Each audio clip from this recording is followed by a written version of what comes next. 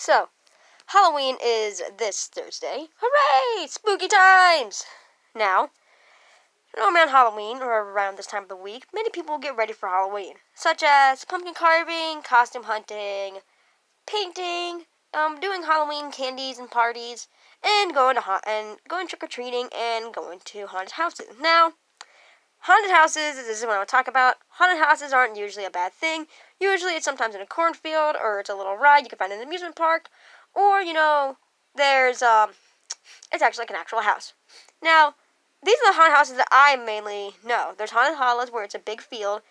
People chase you around with chainsaws that don't have the blades on them, and they scream at you, and they jump out at you, and they surprise you. Sometimes they grab you, make you scared. But there is one quote-unquote haunted house I would love to talk about. And this is called mckamey Manor.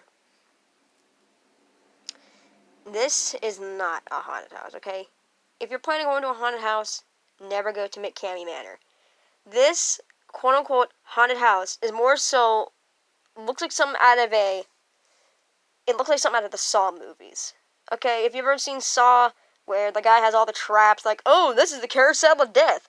This is a reverse bear trap. This has glass in it. These are needles. This is this. But those traps try to kill you, alright?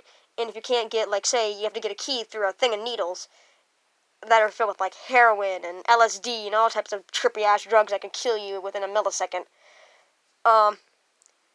then you're screwed. Or, like, the reverse bear trap, where it's going to close on your head and crush your head in like a watermelon. But mckamey Manor takes the killing part away from it and sets up these quote-unquote traps where they torture you. Now, I'll get to you what I mean by torture in just a second. By torture, I mean they're allowed to beat you, attempt to drown you, force feed you your own piss, force feed you to eat your own vomit, pour fake blood into your mouth, put bugs in your mouth, put your head into a snake box, electrocute you, beat you, hurt you, throw knives at you, and do all this crazy other shit. Now, does that sound like a haunted house to you, or did that sound like an absolute torture chamber? I'm going with the latter. I'm going with the torture chamber, because that is not a haunted house. Let's say this little squishy here is one of the victims that goes into mckamey Manor, alright? You look at it, and it looks cute, right? But when you go into mckamey Manor, they're allowed to just squeeze your face. They're allowed to smush your face like this. They're allowed to beat you as hard as they can. But the thing is, it's all completely quote-unquote legal because you signed a waiver. Now, tell me something. It's not a document. It's not a peace treaty. It's a waiver. It's a 40-page waiver saying, hey, we can do this to you. You are giving us permission to do this to you.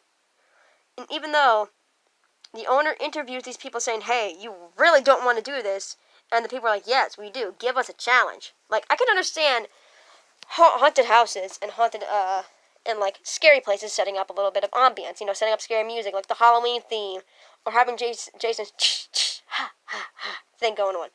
But I can understand, that's upping the ante a little bit, getting a lot more scary and prepared for the Halloween season. But when a motherfucker wants to start trying to waterboard you, throwing knives at you, electrocuting you, force-feeding your own vomit, and force-drinking your own piss, that is not haunted. That is just gross and messed up. You think of a serial killer doing that, right? Because, when you see on the news, you see a serial killer going, oh, he force-fed his victims poison. He cut off his victims' fingers. He smashed their faces in with hammers. That's what serial killers do. And yet, this guy is allowing this to happen because you signed a waiver, so whatever we do to you is perfectly A-okay. And the waiver actually says, this is not by quote, but it's a loose version of it, it says, you will not be let out until serious injury or psychological injury is caused. Basically saying that they can give you a black eye, a bloody nose, a fractured jaw. They're allowed to dislocate your shoulders, your hands, your wrist, your chest, but they don't care. they can hurt you in ways that you would not expect to be hurt in. They can do whatever they want to you, so as long as because you signed a waiver, so that means we can do whatever you want to you. This guy had a YouTube channel, alright? The creator of mckamey Manor had a YouTube channel. But he hasn't uploaded for anything in like 2 years. He says it's because haters and hackers sent him off. Let that sink in. Haters and hackers. Like, no, dude. This wasn't haters and hackers. These were people who showed genuine effing concern for the people who were in these videos being smacked around like they were freaking a Looney Tune character. Because I'm pretty sure that if a person in college, because you have to be 21 to get in, a person in college goes to mckamey Manor, and let's say they're living with their parents because they don't want to afford a dorm, they come home covered in food dye, sewage water, toilet water, disgusting water, grease. Their parents are going to flip out and ask, what happened to you? Did you get into a fight? Because let's say they're saying, oh, I'm going to a new haunted house in the area, Mom. They'll be like, okay, fine, have fun, be home by a certain time. And let's say that certain time is about 3 hours from 8. So the person goes, gets out at 6:30, comes home an absolute mess.